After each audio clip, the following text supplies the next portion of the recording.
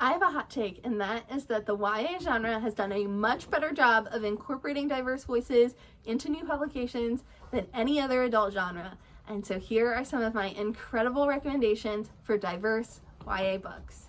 Because it's still Black History Month when I'm filming this, I don't know when I'm going to post it, I am going to start with some YA books by Black authors. The first is Shelley Page's book, Brewed with Love.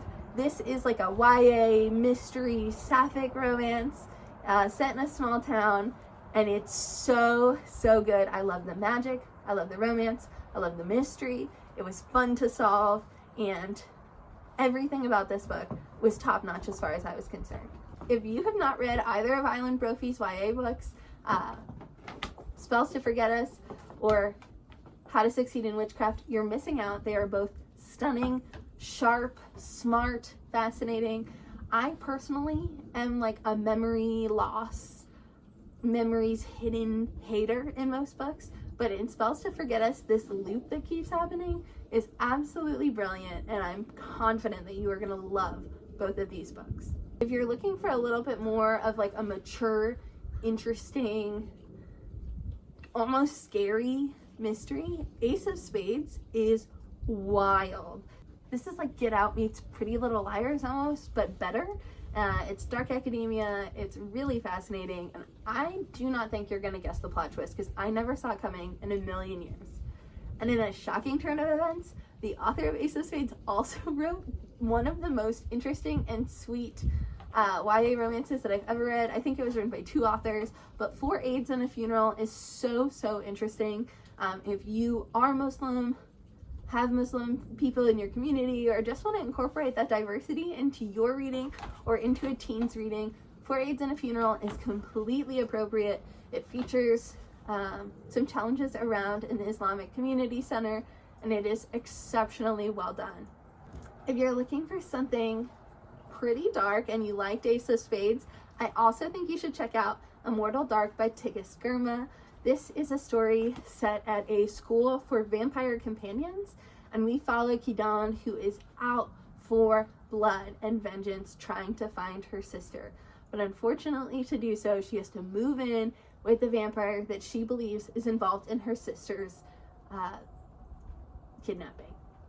Very fascinating, very dark, very fun. It's the beginning of a series, and I cannot wait to read more of it. Also kind of dark is a collection of YA horror stories by all BIPOC authors called The White Guy Dies First. I am a scaredy cat when it comes to horror, but I was able to get through this. One or two of them really freaked me out. They're exceptionally well done. The only through line between these 13 stories is that every time the white guy dies first. I have mentioned this in many other videos, but if you have not already read Legendborn, the sequel, Bloodmarked, or the upcoming new release, Oathbound, these books by Tracy Deonn are absolutely phenomenal. The magic is super cool. It's based on like the legend of Camelot, but also in contrast to like ancestral magic.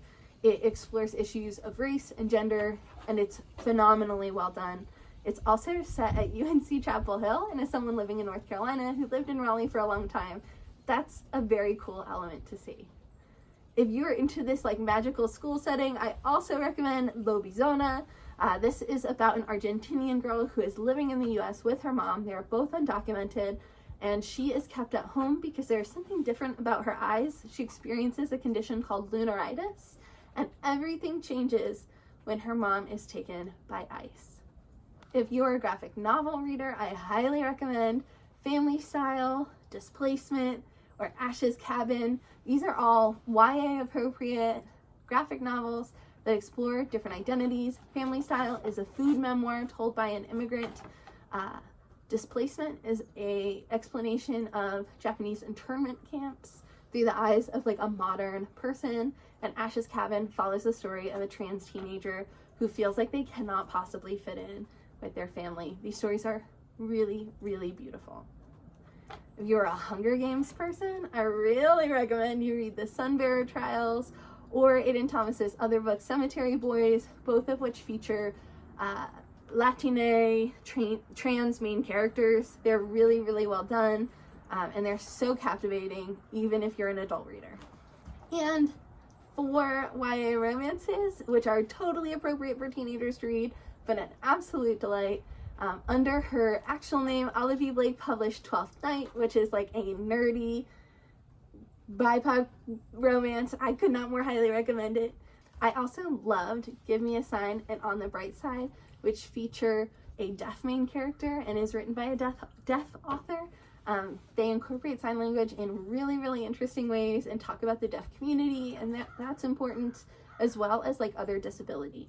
So these are an excellent, excellent read. If you want to read a book featuring an ace main character, I highly recommend Dear Wendy. This is very like college drama, but I thought it was really, really fun to read. And then I also really enjoyed reading Time and Time Again, which is like a 50 First Dates kind of time loop situation. It was really, really fun. The major takeaway is that if you want to make your reading more diverse, I think the easiest way to do that is to read more YA, because there are incredible new options coming out literally every week. If you have more questions about any of these, let me know, or if you're looking for more specific recommendations, please make requests in the comments.